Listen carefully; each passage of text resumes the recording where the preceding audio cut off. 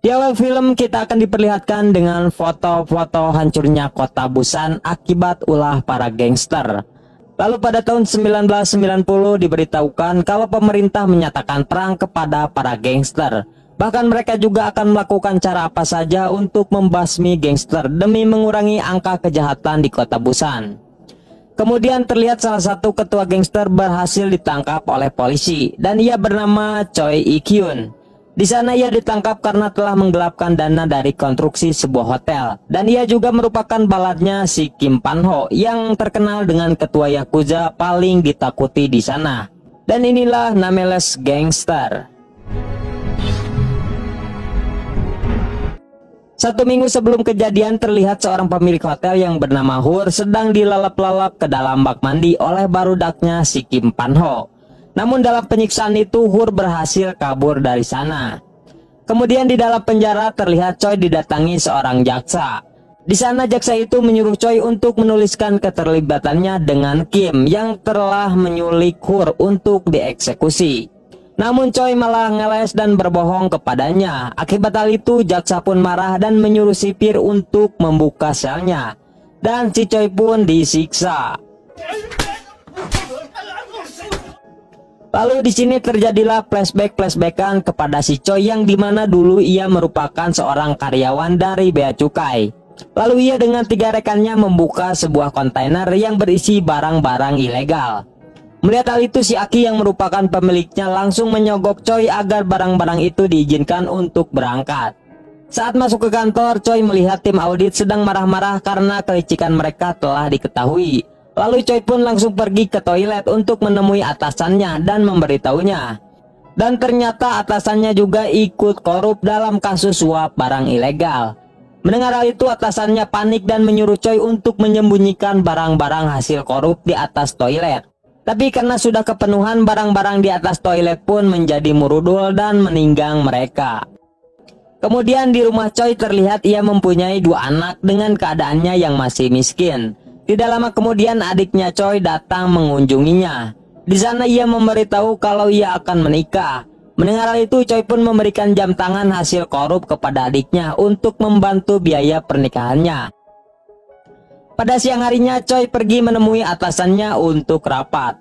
Di sana atasannya menceritakan kalau tim inspeksi sudah mengetahui permainan korup mereka di Bea Cukai. Tapi ada satu cara untuk menyelamatkan profesi mereka, yaitu dengan cara salah satu dari mereka harus dikambing hitamkan atau dituduh menjadi pelaku. Dan ternyata orang yang dipilih adalah si Choi karena tanggungan keluarga yang sedikit dibandingkan 3 rekannya. Mendengar itu si Choi sakit hati, namun karena terpaksa ia pun akhirnya menerima tawaran itu.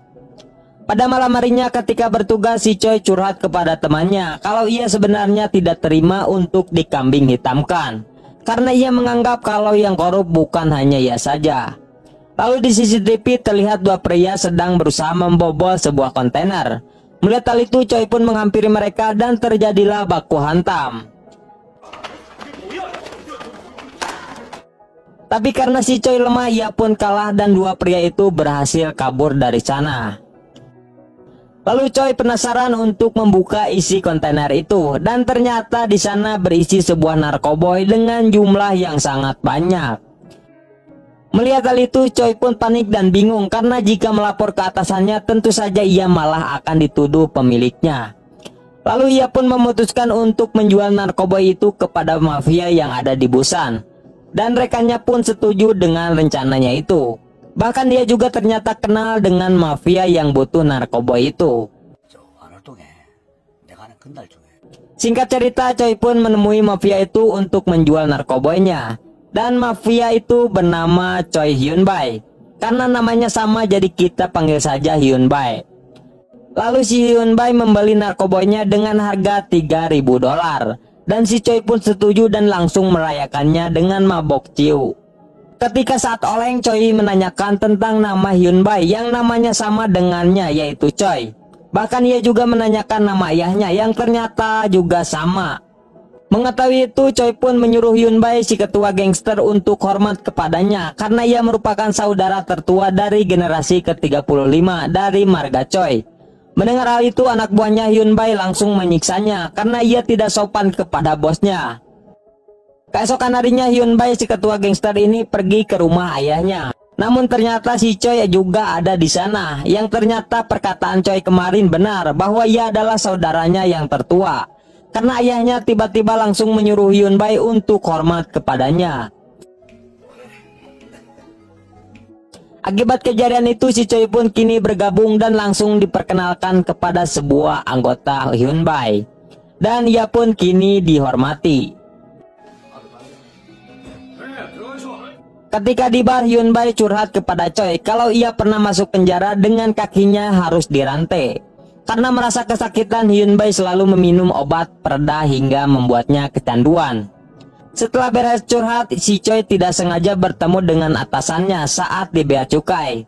Karena efek mabok, si Choi pun adu bacot dengan atasannya itu kalau ia dulu tidak terima dijadikan kambing hitam olehnya. Melihat si Choi yang pelontong, atasannya pun langsung menamparnya sehingga terjadilah gelut di sana. Karena penuh dendam, si Choi terus menyiksa hingga membuat atasannya tepar.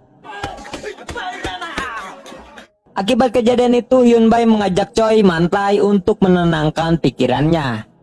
Karena sudah akrab, si Choi pun kini diangkat jabatannya menjadi tangan kanannya Hyun Bai. Dan si Choi pun lebih pepelontongan lagi. Kemudian Choi and the gang pergi ke tempat perjudian. Saat melewati penjaga, Hyun Bai memegang joninya penjaga, yang dimana hal itu adalah kode rahasia supaya diizinkan masuk.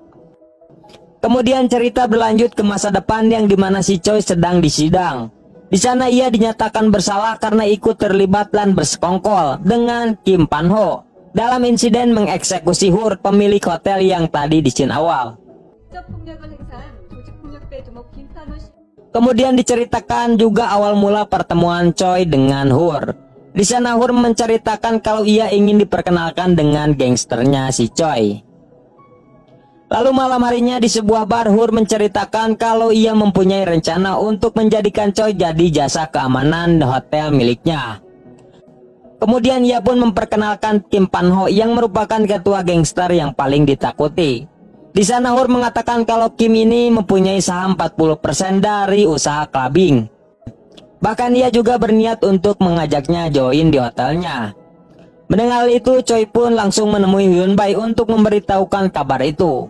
Lalu di sini terungkap bahwa Hyun Bai dan Kim dulunya satu faksi.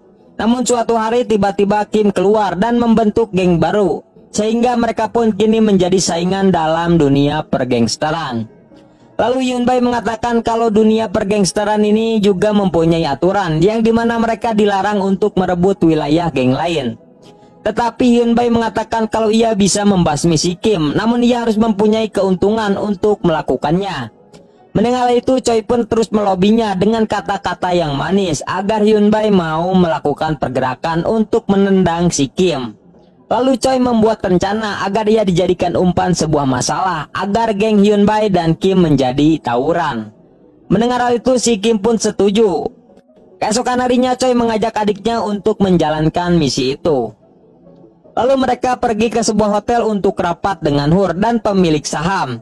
Jadi di sini Hur ini mempunyai saham dan si wanita pemilik sahamnya. Dan kita namai wanita ini menjadi Lilis.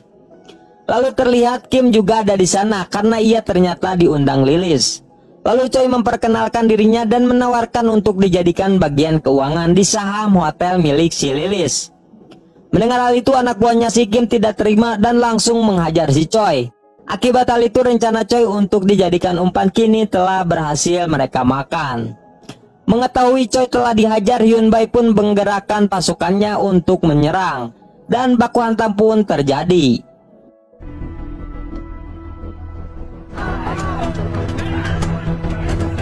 Setelah berhasil mengalahkan semua anak buahnya Kim, Hyun Bai pun langsung bernegosiasi dengannya. Di sini si Kim meminta jatah setengah dari saham hotel, namun Hyun Bai menolaknya karena ia ingin saham itu semuanya menjadi miliknya. Mendengar itu, Kim pun marah dan langsung menghinanya. Alhasil Hyun Bai langsung memukulnya dengan botol hingga tepar.